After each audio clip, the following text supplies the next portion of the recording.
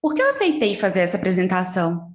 A qualquer momento vão descobrir que eu não sei nada. E se me perguntarem alguma coisa que eu realmente não sei? E se eu engasgar? E se tiver batom no meu dente?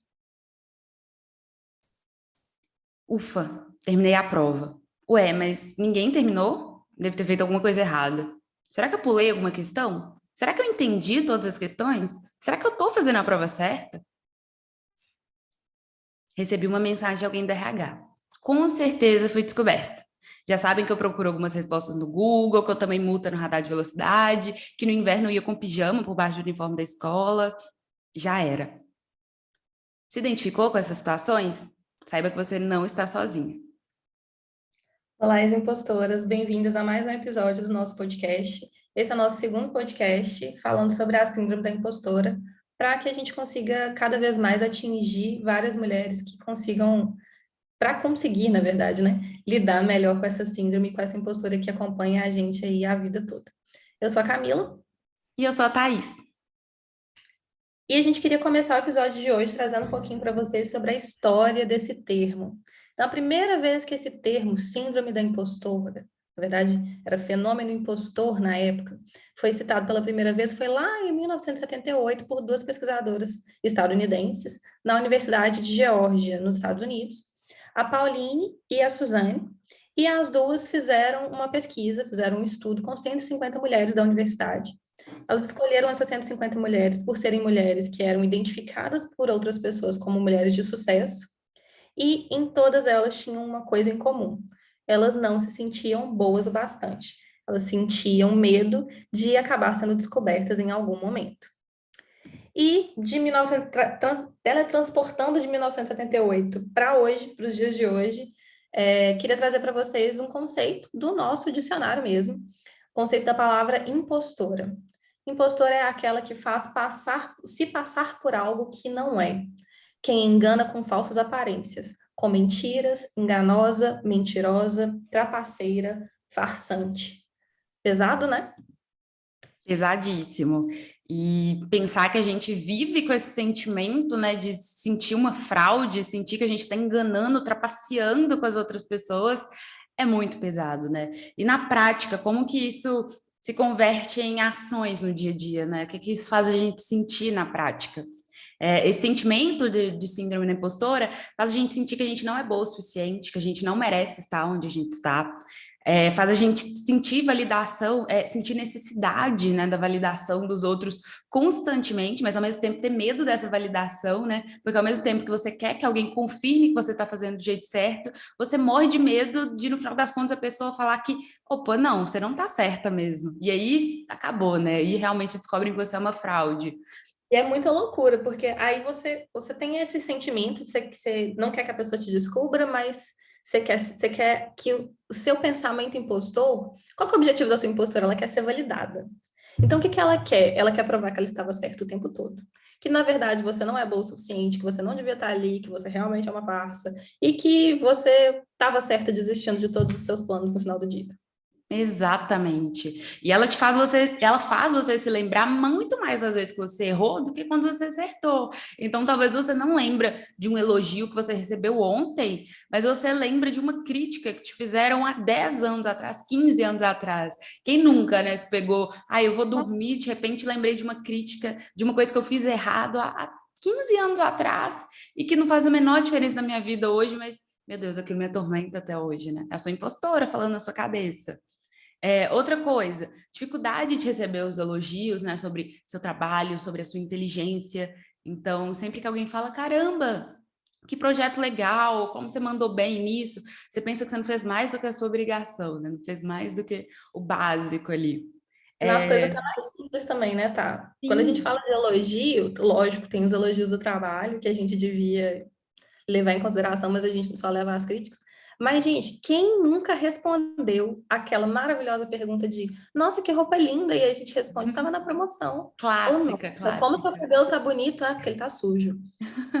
É, no básico, tá? Então, uma coisa muito importante, uma afirmação muito clara, assim, ó, para ser a nossa thumb disso aqui, é 100% das mulheres que você admira se sentem impostoras. Essa é a realidade. É muito legal você mencionar isso, Ká, porque eu acho que são as duas maiores dificuldades da impostora, é dizer obrigada, simplesmente para aceitar um elogio, alguém fala, ah, você tá bonita, nossa, o trabalho foi legal, nossa, você mandou muito bem, diz obrigada. É muito difícil dizer obrigada, Tem que e questionar, né? sem questionar, não, você tem que justamente arranjar alguma desculpa, tipo, não, nem foi tudo isso e tal. E outra palavra que é muito difícil dizer é não, né? Recusar alguma coisa que alguém te pede. Ah, você pode participar de uma reunião depois do horário? Você pode finalizar esse projeto aqui até o final do dia? São 15 páginas que você precisa fazer? É muito difícil dizer não, né? Porque, meu Deus, se eu dizer não, eles vão começar a prestar mais atenção em mim e vão ver que eu não estou fazendo meu trabalho da melhor forma. Então, não posso dizer não. Não e obrigado. Duas palavras que impostoras, ex-impostoras precisam praticar no dia a dia. Impor limite, né, tá? Eu acho de maneira geral, eu particularmente, eu tenho muita dificuldade de impor esse tipo de limite. Então, você falou, tipo, o exemplo que você deu é, alguém te pediu um projeto para hoje e tal, e já tá dando o horário, e você tem um compromisso, sei lá. Eu me peguei no último ano, assim, até fiz um post sobre isso, lá no nosso perfil no Instagram, então já aproveitando essa deixa, se você ainda não segue a gente, @impostores no Instagram, segue a gente, porque 90% do nosso conteúdo a gente posta lá e todo dia tem novidade, então fica atento lá. O que eu queria falar, no ano passado, eu me peguei numa situação, assim, muito ridícula, pra ser muito sincero, porque quando eu olho para trás hoje, eu falo, Camila, pelo amor de Deus, que era na sexta-feira, na empresa que eu trabalhava, a gente tinha uma hora reduzida do tempo. Não é que a empresa dava uma hora a menos, é porque você já tinha compensado essas horas dos outros dias. E eu não conseguia sair no meu horário. Porque ninguém saía, porque as pessoas ficam tensas, né? Tipo assim, sei lá, meu chefe tá aqui ainda, então tal. E eu tinha colocado para mim um limite de horário para sair. Só que toda sexta-feira, gente, me dava uma ansiedade, me batia uma bad. Ia dando 5 horas, que era o horário de sair. Na verdade, assim, o horário mesmo era 4, mas eu tinha colocado como limite 5 para eu fazer só uma hora extra, só na sexta-feira. Olha que ridículo. Ia me dando uma ansiedade, ia me dando um desespero, que em conversas com a minha psicóloga, meu Deus, eu e ela, a gente chegou à conclusão de que sair mais cedo, a tentativa de sair mais cedo, estava me fazendo mais mal do que bem. Porque eu tinha medo de que eu ia sair no meu horário, e como ninguém estava saindo, eu era a primeira da equipe a chegar, todo mundo ia me reparar. E aí o meu chefe podia virar para mim e falar assim, mas aquela coisa que eu te pedi está pronta para você estar indo embora 4 horas da tarde? Olha, é assim, eu gosto sempre de contar essa história, porque é tão pequeno, é tão simples, é simplesmente o ato de ir embora no meu horário. E nem isso eu conseguia fazer, porque se eu fizesse isso, eu ia chamar atenção para mim. E chamar atenção para mim queria dizer o quê? Que eventualmente, mais cedo ou mais tarde, alguém dali ia perceber que eu nem devia estar ali. E falando especificamente sobre trabalho, né, uma das características, justamente aproveitando esse gancho do que você está falando, de que às vezes você já finalizou o seu trabalho, mas você acha que você ainda tem que fazer mais, porque você tem que ficar mais tempo e tem que mostrar para o seu chefe que você fez mais do que tinha que fazer para justificar o fato de você estar saindo no horário certo. E é importante a gente ressaltar isso, né, gente? Sair no horário certo. Porque tem esses dois opostos que a síndrome pode despertar na gente, que é ou um lado workaholic, de que você está sempre trabalhando mais, fazendo mais, sempre ali acumulando pratinhos para você, né, tentar equilibrar, e o outro lado é a procrastinação, que às vezes você simplesmente trava diante de tudo aquilo, entendendo que, meu Deus, eu preciso fazer mais, as pessoas precisam ver que eu estou fazendo mais, e ao mesmo tempo você trava e não consegue desenvolver nenhum básico ali da melhor forma. Então, é importante a gente ficar atenta também, né, esses dois opostos, porque a síndrome da impostora, ela não se manifesta da mesma forma para todo mundo. Tem gente que vai ter um tipo de sintoma, tem gente que vai se identificar com uma outra coisa, né? O que tem em comum é esse sentimento de não se sentir boa o suficiente, a tendência à autossabotagem, né, que pode gerar tudo isso, tanto essa parte de você fazer mais do que você consegue fazer, você pegar um volume maior de trabalho e acabar ficando extremamente esgotada, e o contrário também, né? Você simplesmente travar e não conseguir se desenvolver ali para além daquele ponto. Então, a autocrítica é muito forte nesse sentido também. De uma forma ou de outra, você sempre vai se criticar também. É legal você ter trazido esse ponto, tá? De, tipo, ou a gente vai para o workaholic, ou a gente vai para a procrastinação. E isso me lembra, inclusive, um post que a gente tem lá no Instagram, que é sobre o ciclo do pensamento impostor. Essas mesmas pesquisadoras, a Pauline a Pauline Clance e a Suzane, gente, eu confundo, porque elas têm nomes duplos, tá? Então, eu pego o nome de um e jogo na outra. Olha eu, tô me justificando por não lembrar o nome, gente, de uma pesquisadora de 1978. Tão típico de impostora. Ai, eu devia saber tudo.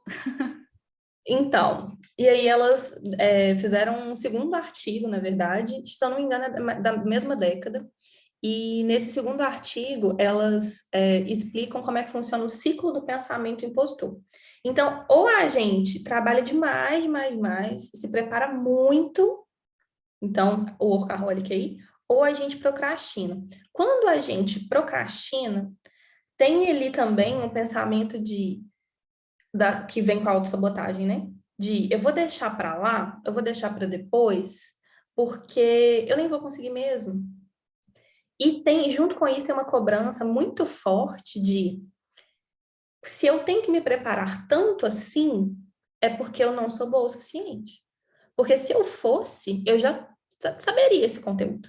Eu já estaria aqui 100% preparado. Se eu fosse boa o suficiente, eu saberia de cor aqui o nome das duas pesquisadoras lá de 1978. Mas como eu não sou, eu preciso me preparar. E se eu preciso me preparar, é porque eu sou uma fraude mesmo. E esse ciclo é um ciclo mesmo. O caminho dele só dá para ansiedade, autocrítica, autocobrança e um reforço do pensamento impostor e da nossa impostora mesmo na nossa vida. E esse sentimento de comparação também, né, Ká? Porque por que que eu tenho que saber tudo? Eu estou me comparando com quem? O meu colega de trabalho sabe tudo, ele nunca erra, ele sabe todas as respostas? Ou, né, que régua tão alta é essa que eu estabeleci para mim, né? Então, acho que é importante a gente entender isso, a gente conseguir olhar para a gente também, né? O quanto a gente se desenvolveu, o quanto a gente estudou, e, claro, a gente sempre vai ter alguma coisa para aprender. E isso não tem que ser um tormento no sentido de, meu Deus, eu ainda não sei fazer tal coisa. Né? Você tem que entender, nossa, que bom, eu tenho um caminho a percorrer ainda, eu tenho um desenvolvimento ainda para acontecer. Mas a gente fica estipulando essas metas surreais para a gente, que a gente nem sabe com quem que a gente está se comparando mais, né? A gente pensa, ai, mas fulano de tal está empreendendo aos 20 anos, tendo super sucesso, faturando milhões. Ah, não, fulano de tal se apresenta super bem, tem uma oratória ótima. E a gente não sabe o caminho que aquela pessoa percorreu, né? A gente conhece o nosso caminho, o que que a gente, a nossa trajetória, as nossas dificuldades. E é importante a gente lembrar isso, né? Cada um tem um caminho diferente, tem obstáculos diferentes, tem os próprios privilégios, né, que podem ajudar a pular alguns caminhos desse jogo da vida de forma mais fácil. Então, é muito importante a gente ficar atento a essa questão da comparação também, que é muito típico da impostora. E essa autocrítica, foi legal você ter falado, porque assim, a nossa régua, a régua da impostora, geralmente ela é muito alta quando se trata da gente. Quando se trata do outro, a gente consegue entender, a gente justifica, a gente fala, não, mas olha só, aquela pessoa não foi boa, bem naquela apresentação porque ela não tinha dado. É porque ela passou uma semana difícil, porque, sei lá, o gatinho está no hospital. A gente entende o outro, mas a gente não consegue se entender. E aí uma coisa muito importante, assim, a gente fala isso sempre, né, tá? Geralmente a gente termina todas as nossas palestras com essa frase, porque, sinceramente, assim, é uma coisa que mudou a minha vida, que é o pensamento que você está tendo sobre você. Esse pensamento de, eu não, nossa, que burra, não consegui fazer isso.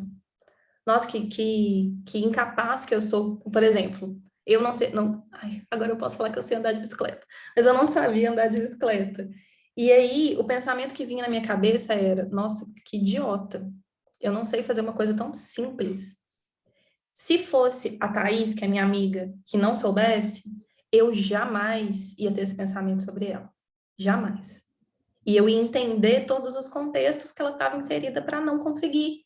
E estava tudo bem. Só que, como é comigo, eu não consigo abaixar esse nível de crítica.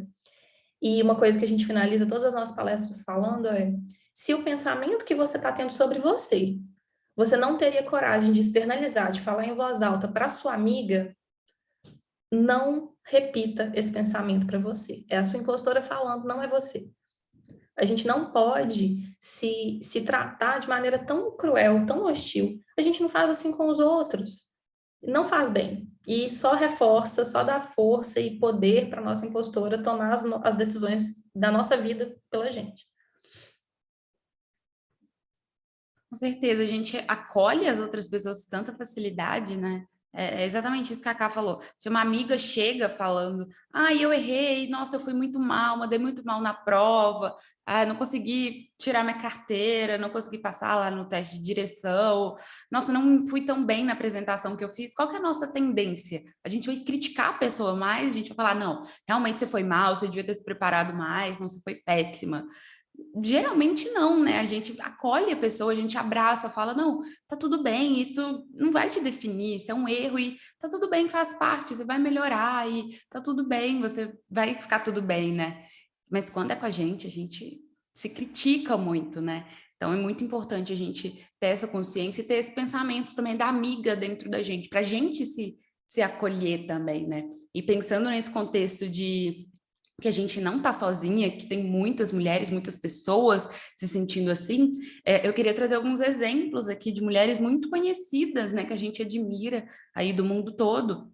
Por exemplo, Michelle Obama, que já foi eleita uma das mulheres mais poderosas do mundo, já afirmou, né, que ela sempre teve que trabalhar duro para superar a pergunta que ela faz a ela mesma, que é: eu sou boa o suficiente?